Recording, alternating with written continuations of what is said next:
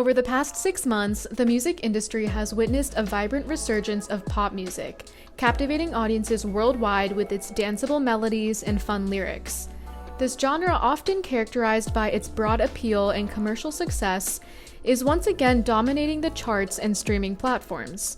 Leading this pop renaissance are dynamic artists like Chappell Roan, Sabrina Carpenter, and Charli XCX, whose fresh sounds and compelling performances have reignited the public's love for pop music.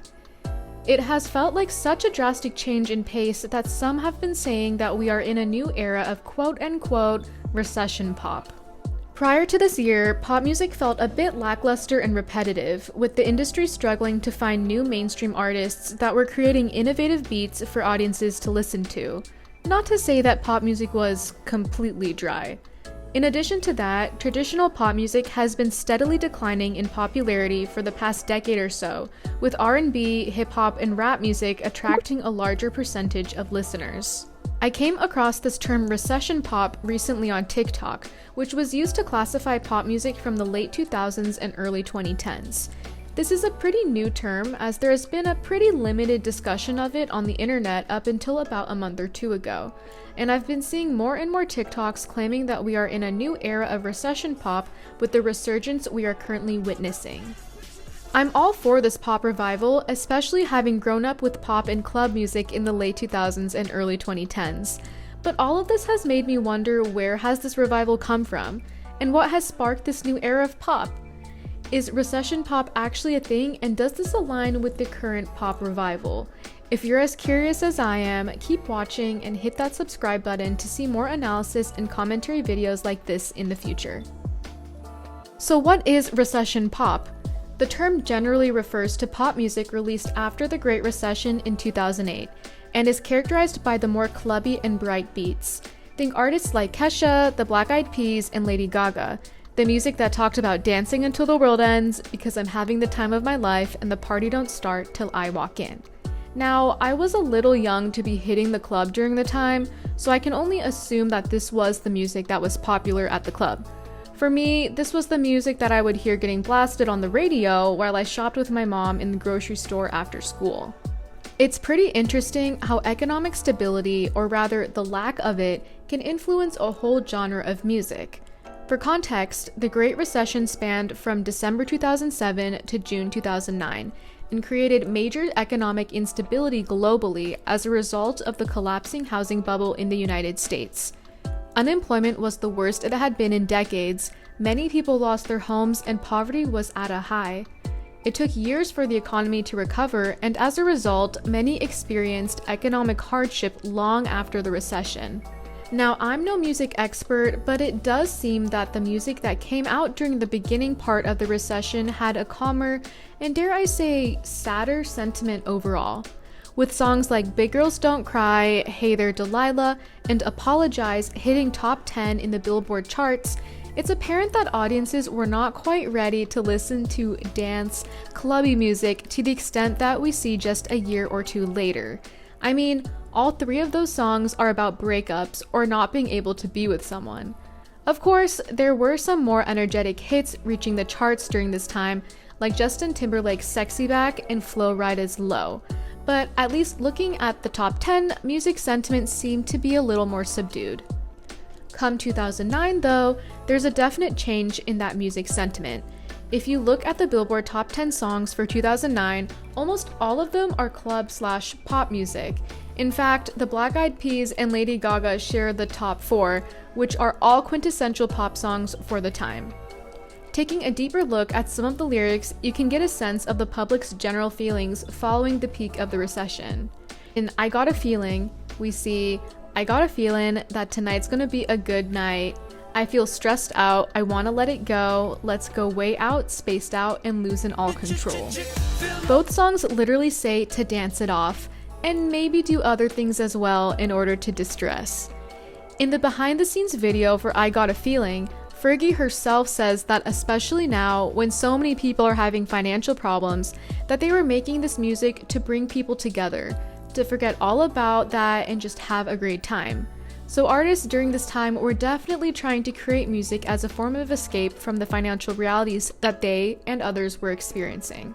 In following years, pop continues to hit the charts, and it seems to hit a peak in 2011, with 8 out of the 10 of the top 10 songs being upbeat, catchy ones. If only Adele wasn't having her breakout moment. It's around this time when Katy Perry, who is a significant contributor to pop during the 2010s, begins to have her moment as well.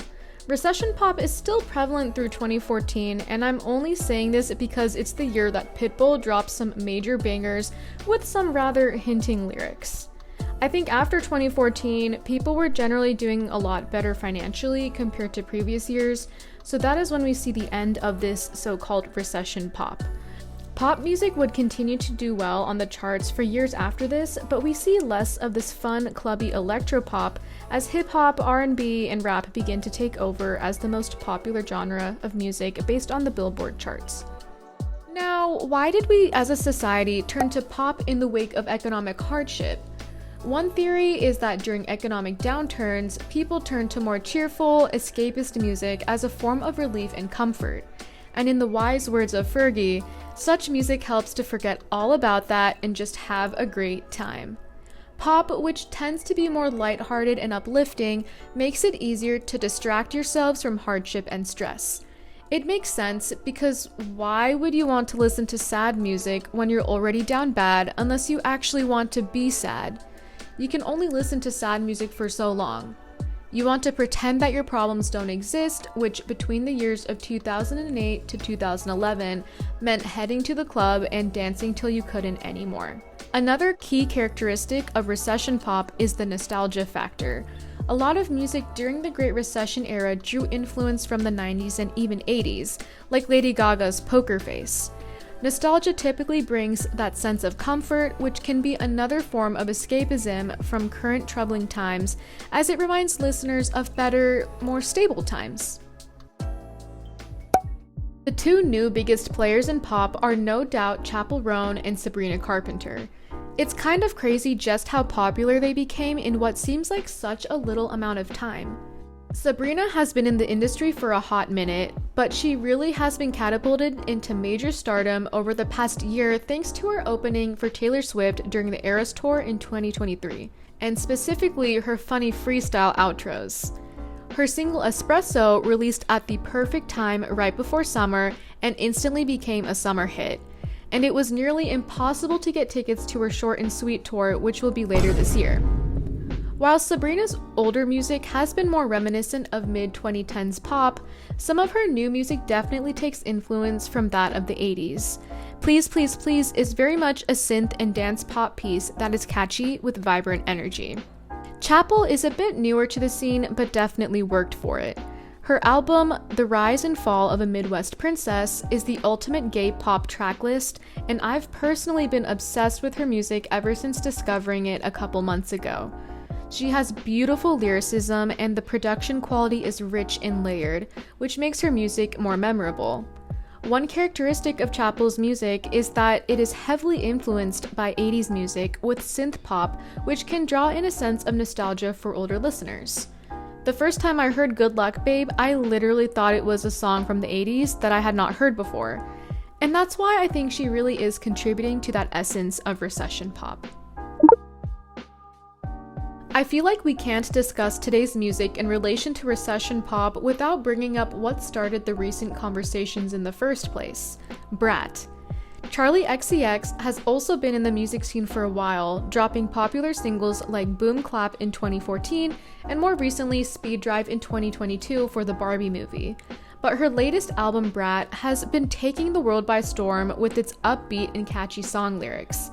Her use of synth pop and electronic production aligns with the sonic qualities of recession pop, especially those feelings of escapism, and its similarity to the electropop from the early 2010s is likely why many are claiming that we are in a new era of recession pop, as it brings in a sense of nostalgia for those growing up during that time.